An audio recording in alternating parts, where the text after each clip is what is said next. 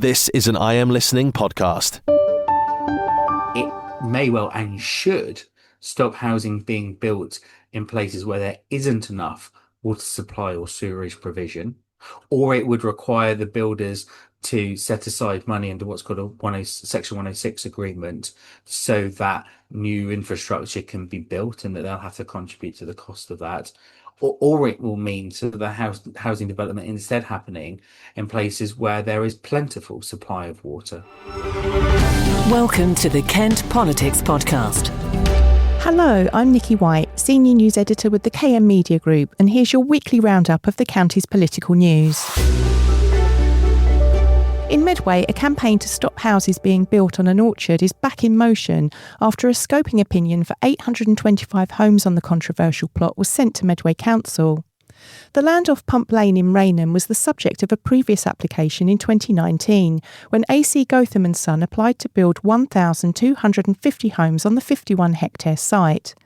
The town's planning committee refused the bid, and it was taken to appeal where the authority spent £250,000 in legal costs defending their decision. Ultimately, they were successful and the homes weren't built. However, last year a huge blow came for those campaigning to retain the orchard when Medway Council included the land in its draft local plan and allocated it for housing. Around the same time last year, Esquire Developments held some public consultation events in Rainham where they asked for feedback on proposals for up to 750 homes with the intention of making an application sometime later. Now, the Longfield-based developer has submitted a request for a scoping opinion for 825 homes, basically asking the council what information it will need to provide to make a proper application for the site. The Save Our Orchards campaign originally formed to fight the 2019 application and intends to fight on against this application and the site's inclusion in the draft local plan for housing. They don't think the impact of such a development on traffic, GP services and other infrastructure has been properly considered, especially alongside all the other ones already in the pipeline for the area. They're supported by Gillingham and Rainham MP Naushabah Khan, who said the same problems which caused the original application to be refused still exist. She has also questioned why the Pump Lane land was included in the local plan at such a late stage in the process. Officers are currently considering the request for a scoping opinion, and hearings for Medway's local plan are due to take place next month. And staying with Medway Council, the unitary authority is to write to the government asking for support as it battles to fund huge increases in social care costs. Leader Councillor Vince Maple has revealed the authority is spending more than £1 million a day on people who need support. And he says more than £5 million a year is being spent helping just 15 vulnerable individuals who have complex needs. The decision to approach Health and Social Care Secretary Yvette Cooper comes as the council faces increasing challenges. Just 3 months into the financial year, it is already facing an overall overspend of £42.83 million, according to Cabinet papers. Here's Councillor Maple. We are working through the Financial Improvement and Transformation Plan, as we have been for the last couple of years. We can see from the Cabinet report that's delivered £70 million of savings already. But we know there's more to do. We know particularly with adult social care, there are some specific challenges. We as a council are below the national average spend when it comes to that, and we're also getting below the average from the NHS as well. So my colleague, the Deputy Leader, will be writing along with council officers to the Secretary of State, both for health and social care, but also local government, to say we need to have a conversation about this. I think that's to be welcomed, and I think Medway residents would expect us to be making those representations to central government. You just have to look at the level of adult social care pressure. We can see that particularly over the last 12 months that's gone up. You just have to look, for example, at our 15 highest individual spends for individual residents, and we want to support every resident who needs adult social care. The cost of that is over £5 million a year just for 15 individuals, and as we've spoken about before, we spend more than £1.35 million every single day on adult social care, children's social care and temporary accommodation. Now those three areas were talked about at the Cabinet tonight. We're in Q1, there's more work to do, and we're not complacent about that. We're working hard, working closely with officers and others. but we've also said we're going to specifically write to government on the issue of adult social care. Opposition leader Tory councillor George Perfect believes the council's financial position is untenable. Well, look, it's a complete shambles. We're really concerned. Nearly £50 million projected overspend in year that the administration seem to be adamant that they're going to be able to get down through management action. Well, we've got a whole load of concerns about why the gap in this year's budget is nearly as large as some of the entire budgets as some of the other district councils in North Kent. Demand seems to be out of control. The administration appears to have got its modelling all wrong. We still don't have answers really as to why that gap has grown to that level. And of course, we've got significant concerns that if the government don't provide further exceptional financial support in order to underwrite this gap, we'll have to end up with a Section 114 notice because the council does not have the reserves in order to cover that overspend.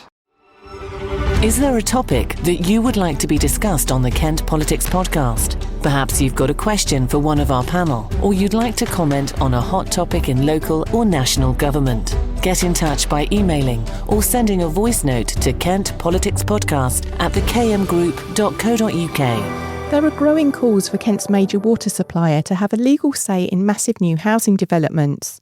There is cross-party agreement that South East Water should become a statutory consultee in determining large-scale planning applications. The debate was sparked by the Liberal Democrat leader of the opposition at Kent County Council, Councillor Anthony Hook, during a recent scrutiny committee meeting. He and others want water suppliers and sewage companies to be part of the wider conversation on house building. At the moment, the water company can comment on a council's wider local plan, which sets out how many new homes will be built over a set period, but it cannot share views on planning applications. With South East Water already warning it will only be able to supply just 1/3 of the near 20,000 homes planned in the Tunbridge and Malling Borough in the next 16 years, clearly something needs to change. Councillor Hook explains more. Now, at the moment, when builders apply for permission to build new houses, they have to go through a detailed planning process, and a number of organisations are what are called statutory consultees. That means they have to be consulted about the planning application.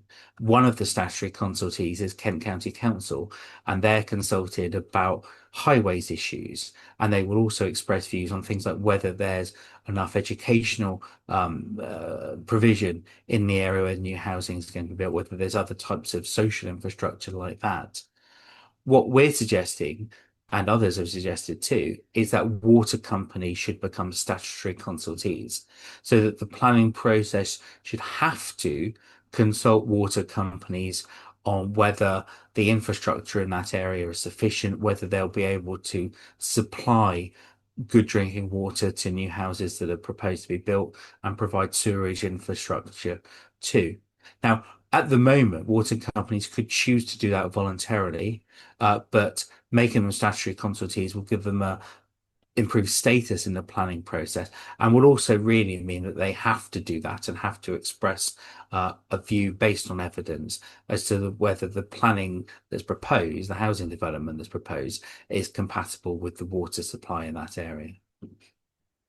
Is there a concern that it would act as an extra barrier to developments receiving approval? At the moment, we've got these house building targets that we need to meet. It's already difficult to find appropriate areas to build the large amount of housing that we do need to provide. Is there a concern that this would just be an extra roadblock to getting new houses built? There's an intention that it would be a roadblock to getting inappropriate houses built. It's exactly that. It would provide an extra layer of protection against excessive house building in areas where there's insufficient water supply. That's exactly the point. And it may well and should stop housing being built in places where there isn't enough water supply or sewerage provision, or it would require the builders to set aside money under what's called a Section 106 agreement, so that new infrastructure can be built and that they'll have to contribute to the cost of that. Or it will mean so the housing development instead happening in places where there is plentiful supply of water. In the meantime, we're all sweltering in the heat as a drought is officially declared in Kent following the driest July since records began. Maidstone Council leader Stuart Jeffrey of the Green Party has been explaining how his authority is tackling some of the challenges this summer. Here he is. I mean, clearly, the climate emergency is here with us right now. At Maidstone Borough Council, we take that really seriously. So we have both a plan to reduce our carbon emissions, but also to adapt to the changing climate, which means we're planting trees, for example, in the town centre to reduce the temperatures. We're looking at our parks and thinking, how safe are they in terms of wildfires? So we're working with Kent Fire and Rescue to make sure to review access so that if they do catch a light, we can get the fire engines there quickly. And we're doing other things such as supporting the rivers in particular, which are running desperately low at the moment. So there's a range of things we're doing, particularly around drought, and the heat as well is a real problem. So we've recently reissued the call places that we have in the town. I think we've got 5 call sites for people who are struggling in the heat to go along. These are air-conditioned places, such as our community arts hub, that they can go to. They can sit down in the cool and feel a bit better, because clearly the heat is going to hurt a lot of people and it kills people. There were the previous heat waves took, I think, 3,000 lives earlier this year. So we are worried people are dying as a result of this. And finally, the last word should really go to Gillingham and Rainham MP Naushabah Khan, who turned a barrage of racist abuse on its head by telling trolls demanding she go home, "I already am, it's Gillingham." She shared a video reacting to horrific racist comments, among them one telling her to go back to her ancestral land. Now, the Labour MP was born at the former All Saints Hospital in Chatham, grew up in Gillingham, and like me, attended Fort Pitt Grammar School in Chatham. She said one of the comments she had received included someone telling her, "You're not one of us." "Well, you're right, Dave," said Naushabah. "I'm not from Yorkshire. I'm actually from Gillingham, babes, and I'm pretty proud of it."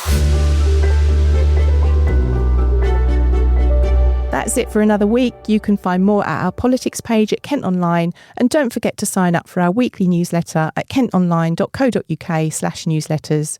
And tune in to KMTV's Politics Show every Friday at 5 p.m. Until next time. Thanks for listening to the Kent Politics Podcast. Don't forget to check out stories throughout the week on the politics page of Kent Online. And you can watch the Kent Politics Show on KMTV every Friday at 5 p.m. or on demand at kmtv.co.uk. This has been an I Am Listening podcast. For more information, head over to our website, im-listening.co.uk.